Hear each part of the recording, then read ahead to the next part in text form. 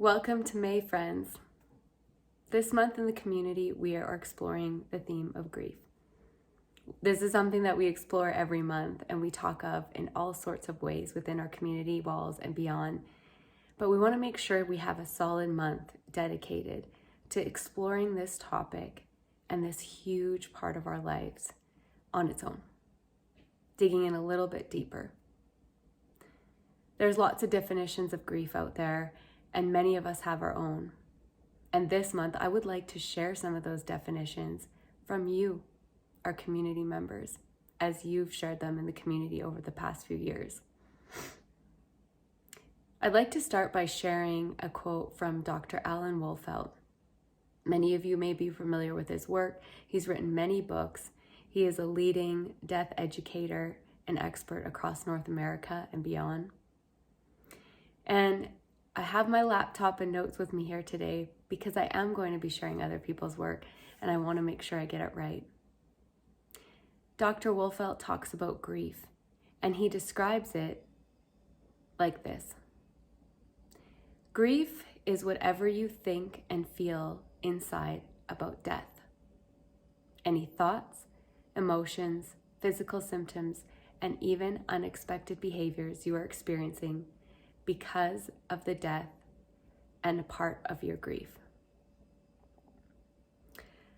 Sometimes people think that grief is just sadness, but grief is actually a huge array of different emotions. It's sort of thinking of it as this umbrella or this container that holds all of these other little components to it. You can mix in a dash of anger, loneliness, fear, regret, sometimes shame or blame, and the list goes on.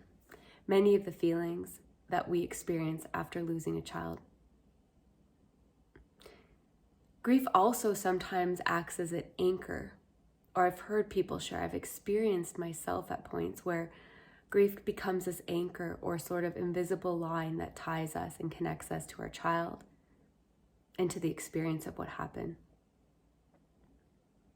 It can be hard to imagine letting some of that grief release or changing shape over time, because how will we find that breadcrumb trail? How will we find that invisible tie? What will be our new anchor to that relationship, to our child? What I found to become the anchor is love. I did not know that in the beginning. I can guarantee you I was looking for that anchor in other places that came with a lot more pain, and places that were closer to my grief. And with time and work and showing up in my life and all of those things that we do or we don't do or we think about doing, we get to this stage where our grief continues to take shape. And it continues to be part of our life, but it changes the way and it's a part of our life. Some love that beautiful analogy of where grief stays the same as that same size ball, and right now our life's wrapped around it. And as time goes on and we have new experiences, that grief stays the same, that ball, but the life around it continues to grow. That's a beautiful analogy as well. Sometimes we talk about grief being like the waves of the ocean and rolling in, and they're constantly changing. Some are big, huge, crashing waves, change the shoreline, change what's going on around it. And sometimes they're just soft ripples that flow from one to the next. I often talk about grief as a snow globe of reality, and that weight of the dome being surrounding you in your life, where everything looks glued down and the same, but nothing feels the same. So today I would like to share with you some beautiful words of wisdom from yourselves. I'm just flipping over to the community here online, and we'll read some quotes. I'm not going to share members' names, but I will share their words with you and what we've described as community grief feels like, and what you wish people would have shared with you in the beginning. It's like a wave. It comes and goes. 1 minute you think you have it together and are good, and then the next you're a puddle on the floor with what seems like no way out. Random things coming up and triggering you. Another parent writes, "It's exhausting." The pain will always be with you, but it won't kill you.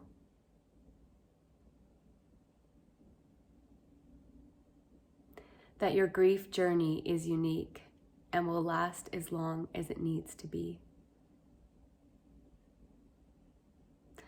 I won't cry as much as my friend did during a similar experience, but that's okay. Your brain is compartmentalizing and it's normal. Be gentle with yourself. Give yourself time. Think about your baby and remember him well. Another mother shares that there is no timeline for grief. I felt like a failure when at 6 months after losing our baby girl, I still felt and continued to feel immense waves of grief. That it's okay to be open about it, to show emotion, and to say your child's name. That grief impacts you in every aspect, mentally, physically, emotionally. It changes you to the very core of your being. That despite the agony, the horror, the trauma, it is possible to find happiness, peace, and joy again. There are pathways through the darkest and most terrible of journeys. Others have walked before you and they have found ways. They leave lights on for you. Follow even if you do not believe it is possible. Trust them when they tell you that it can be.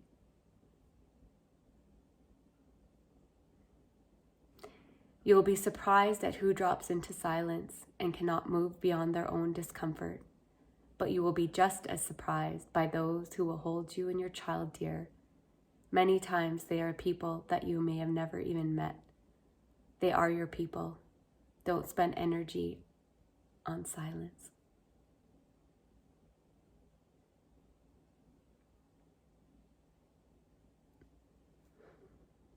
Grief is a wild and lifelong ride.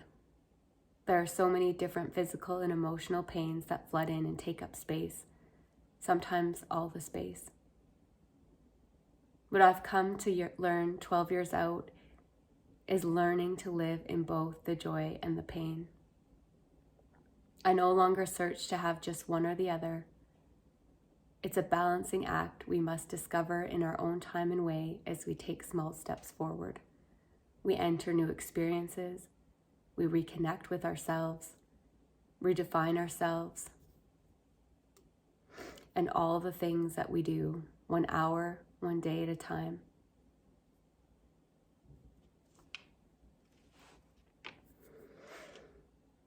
There's going to be a number of events coming up this month. There's Bereaved Mother's Day and the Bereaved Mother's Day Conference coming up on May 7th.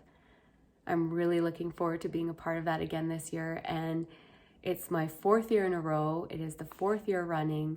There's both virtual and online or in-person options. Lisa Price puts together an incredible event, spends most of the year working on it alongside other things.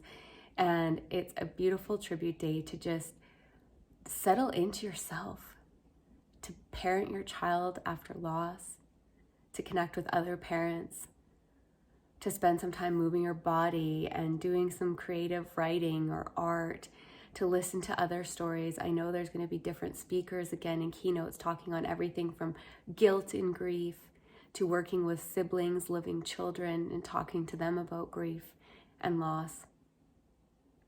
We've got Mother's Day the weekend after, and being gentle and honoring yourself and the mother that you are, whatever that looks like for you, however this experience has been for you. No one gets to take that title away from you. You get to hold on to that. You don't have to prove it to anyone. You don't have to deny it. You can just sit with it and own it for yourself and your mind and in your heart, and take that day to celebrate you and the women in your life. At the end of the month, we'll be attending Hazel's Heroes, a bereaved mothers retreat outside of Canmore in the Rocky Mountains of Alberta. And we'll be working with special mamas all weekend long and doing beautiful crafting, yoga, breath work outside in nature in the mountains, enjoying food together, and all of the things as we come, share our stories of our children, share memories of what this journey has been like, where we are at today, and process all of those things through some exercises, some worksheets, some talks together, and a lot of hugs and laughs along the way. Take some time this month to connect back in with the community, see what's going on, share your grief resources, share some of the things that you've learned, take in what others have to share as well. We've got a beautiful guided meditation from last month still available. We've got a new one coming out in a couple weeks for you, and so much more going on. I send you big love out wherever you are at in this grief journey and this journey of love. And know that the grief lives there because love has lived there, and the love remains. It may sound condescending, but I will never let that message go, because that's what keeps me going, knowing that our love remains. All last weekend in my life, I was out speaking at a conference, talking about the snow globe of reality with some different female physicians, watching Aiden, our son, try out for a football team coming up this summer, traveling team, and our daughter Lily dancing in a competition, and all these things happening, and all of these feelings and big emotions going on with these things. And these little feathers kept showing up in the car, as I was walking into a venue, coming out of picking somebody up. And it was like these beautiful little signs of Marshall letting me know that he was there and part of everything going on. So as part of your grief work, keep your eyes open for those signs. Find something that's meaningful for you. Take care, friends. See you soon.